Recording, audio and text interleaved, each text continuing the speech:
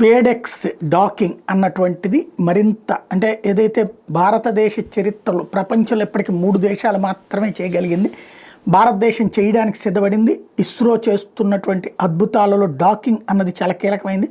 ప్రయోగం ఆల్రెడీ ఆరంభించారు, ఇంకా పూర్తి చేయలేదు.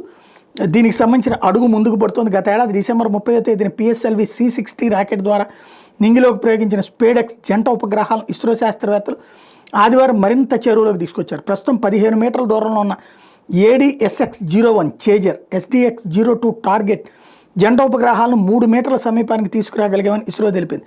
తర్వాత మళ్ళీ వాటిని సురక్షిత దూరాలకు పంపేశామని ఇస్రో చెప్పుకొచ్చింది. అత్యంత సమీపానికి తీసుకొచ్చినప్పుడు నమోదైన డేటాను క్షుణ్ణంగా అధ్యయనం చేశాక మరోసారి మరింత సమీపానికి తీసుకొచ్చే ప్రయత్నం చేస్తామని ఇస్రో వివరించింది. ఈసారి 2 ఉపగ్రహాలను 1.6 మీటర్ల దగ్గరగా తీసుకొచ్చే అవకాశం ఉందని ఇస్రో పేర్కొంది.